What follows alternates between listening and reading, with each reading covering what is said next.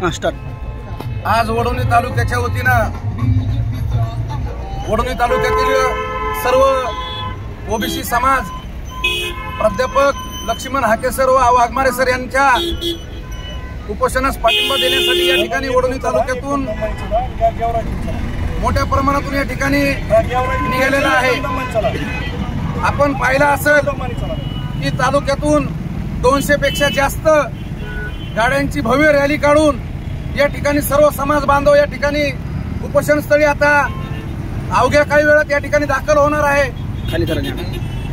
ज्या पद्धतीनं 7-8 दिवस गेली हाकेसर उपोषण करतायत, परंतु गंभीर अशी दखल या ठिकाणी राज्य सरकार घेत नाहीये।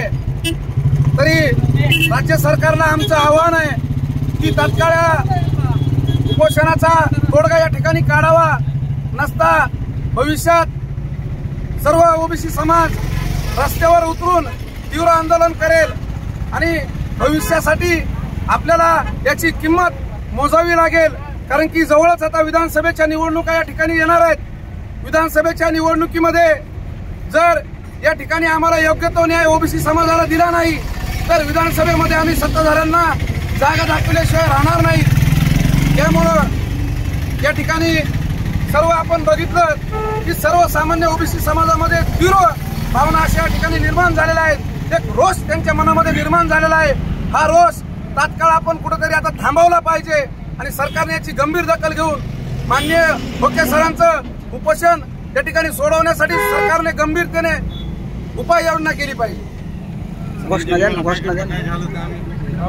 आज वडवणी तालुक्याच्या वतीने मोठ्या प्रमाणात ओबीसी समाज या ठिकाणी हाके साहेबांच्या उपोषणाला प्रचंड पाठिंबा देण्यासाठी रस्त्यावर उतरलेला आहे आणि हाके साहेबांच्या उपोषणाची दखल मुख्यमंत्र्यांनी स्वतः या ठिकाणी येऊन जर घेतली नाही तर येणाऱ्या काळामध्ये संपूर्ण महाराष्ट्रामध्ये ओबीसी समाज रस्त्यावर उतरल्याशिवाय राहणार नाही। ताफा आणि आज जवळपास 250 ते 300 गाड्याचा ताफा वडवणी तालुक्यातून या ठिकाणी आज भेटायला जाण्यासाठी वडीगोद्रीला निघालेला आहे।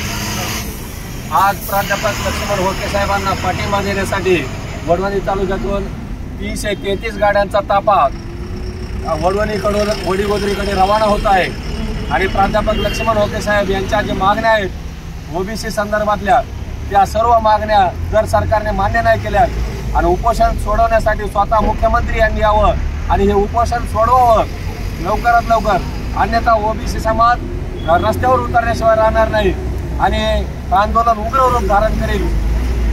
एकच पर्व ओबीसी सर्व, एकच पर्व ओबीसी सर्व।